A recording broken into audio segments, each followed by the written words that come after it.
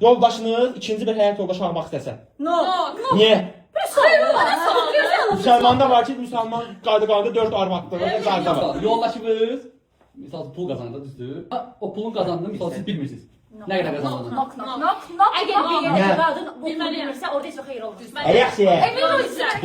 Yoldaşınızın qoluna başqa bir qız girsə, necə qarşılayasınız? Baxır ki, Amma dostcasından elə bir şey. Ya dedi dostum ne ya? Yox, başqa kişi mənə tərif yağdıra bilər. Okeydir, yəni qola.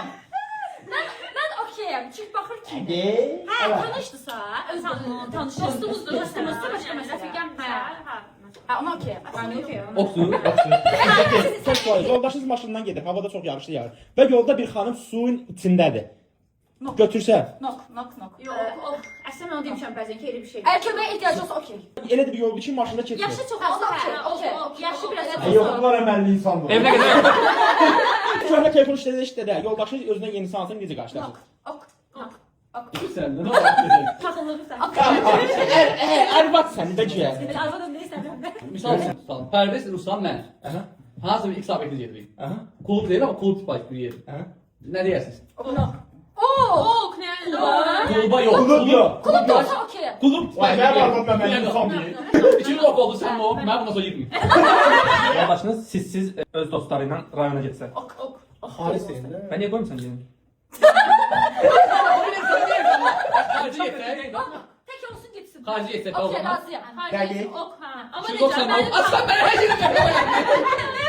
Baba sen yaşamırsan. Allah'ım özür dilerim. Memnun oldum. Allah'ım tutur, mən getsin. Ya ne oldu ben başka yer patladım. Hələ evlənmisiniz yoldaşınızla. Bayram günüdür. İki deyir ki, birinci gedək öz evimizə, maması yerə. Sonra ola bilsin axşamı keçdiksə, razısınız? Həmişə olur da, həmişə olur da zaten. Güzel. Ne var yapıyor? Ay bir gidelim.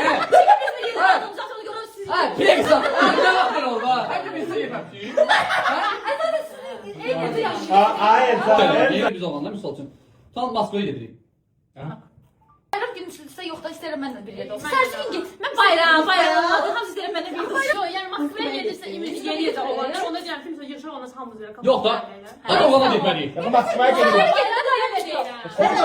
Orada nasıl kız var ya? Ne yapalım? Yoldaşımız her gün dostlarla görüşebilir.